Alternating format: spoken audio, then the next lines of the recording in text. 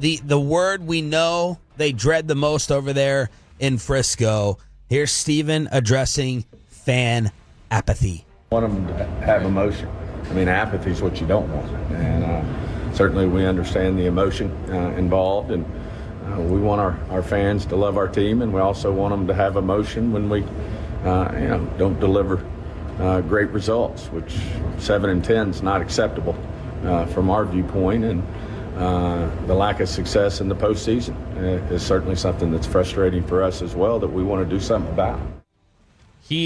I just said a little bit, kind of touched on a little bit there. He hears criticism way more than Jerry does, or not hears it. Feels like he feels the pressure of it more than Jerry does. I think Jerry hears all of it. I think Steven feels all of it. But I feel like it affects them in very different ways in terms of the way that they address questions publicly. Jerry is going to, hey, this is the way that I feel about things. This is the way that I'm gonna, position things, and I'm gonna, if somebody's upset about it, I'm gonna turn on the charm, and I'm gonna do this and that. Steven seems more analytical about it. Like, all right, I've got to be able to actually acknowledge this and adjust to this, and like I can't imagine there's any chance if Stephen Jones was Nico Harrison and Stephen Jones had to run the Mavericks.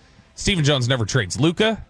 And if he does trade Luka and all that blowback, you don't have near the PR issues that you end up having, because I think Steven hears that sort of stuff routinely from the fan base, and it does make him say, hey, to some extent, we've got to have what about an acknowledgement of that. The quotes was like a tone-deaf thing to do. Mm-hmm. So the quotes I still come back to, I felt like, and I think this is the thought from people in Frisco too, is that it looked very flippant for sure.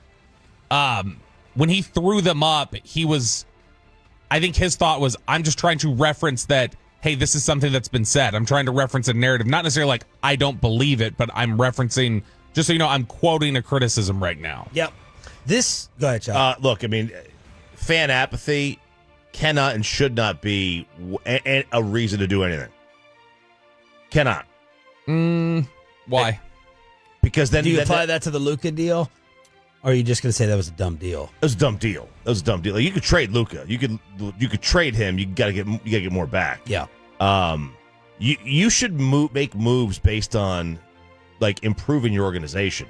Now, because fans aren't general managers, right? But at the end of the day, this is still we are general managers. Yeah, we are. This is still a business, and fan apathy will make it difficult for you to do a lot of the things that you want to do. Eventually, it's going to trickle down and become a problem. They don't. I don't know if they believe, and I don't know whether it's a reality that there can be fan apathy here. Oh, not with the Cowboys. I don't. I felt like AT&T Stadium when it first opened it was open for like a year or two before you guys started the show.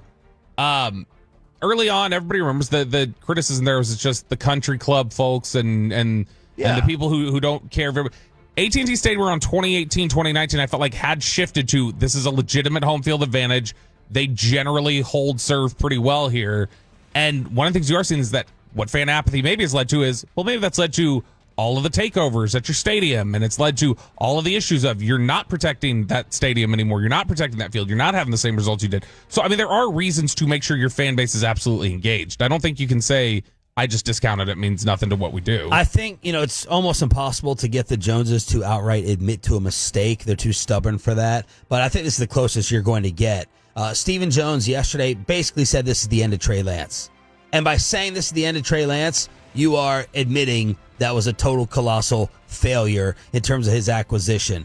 Cooper Rush and Trey are both set to become free agents. And Stephen says, look, we think highly of Rush, but we just don't know what he's going to cost. And, quote, unfortunately, we do have to go cheap at backup quarterback because of the other commitments. Trey is, quote, probably going to be looking for something different after 2 years. I was like, he's been here for 2 years as the third stringer.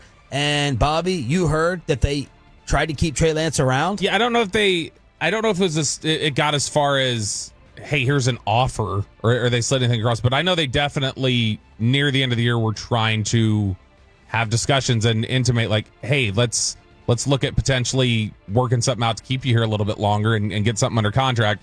And Lance's side was not interested. So with all that being said, Steven said that we're probably going to be looking for something different. And one of our goals is to get a young quarterback in the draft. I don't know where that's going to be. He said this to DMN. That's why we gave a 4th-round pick for Trey. But then here's the uh-oh part. It seems like all the quarterbacks, even guys we have in the 4th round, go in the 1st. They always go so much higher than you think. So Stephen Jones possibly targeting a quarterback in the upcoming draft, but he's saying, hey, these other teams, they reach. They just go above their boards because we have them as 4ths and they go in the 1st. Yeah, Lance was a 2nd for them, but like Brian's talked about that Lance was a 2nd-round grade for them, and he went 3rd overall. And so I mean But see, that's the Cowboys just don't understand the NFL. Like at the quarterback position, from that standpoint, it doesn't matter. Like you've got to take if you don't have a quarterback, you got to take one. You got to take a risk, And 12 of the 14, 20. So you would bump the quarterback. Let's say all the scouts grade Trey as a 2nd. If I need a quarterback, you're bumping it. If I need a quarterback, I'm taking one in the 1st round. I don't care where I have him graded because humans are very bad at talent evaluation anyway. We don't really know.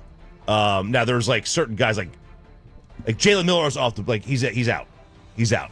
Small hands. No, he's out. That's a big thing for me at least because the 2 guys that have the smallest hands in the NFL over the last 25 years have the 2 most fumbles at quarterback. Okay, and those being Goff and Vic. I know, but then anyone would sign up to have Jared Goff now. Yeah, it would, but Jared Goff. He's turned into a nice quarterback. Yeah. He's turned into really nice, but I mean he fumbles a lot.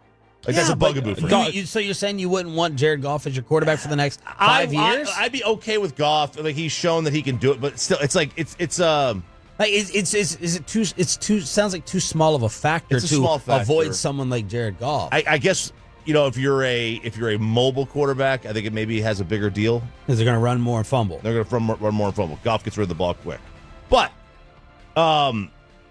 if you need a quarterback, I would just take one. I would just take one as early as you can, and they're going to wind up going on the cheap again.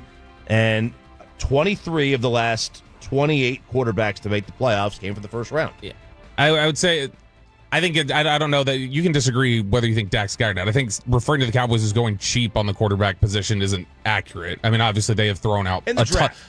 They went, but that's because again, Dak hit. They didn't intend for Dak to be Romo's replacement. It just happened that way. I think.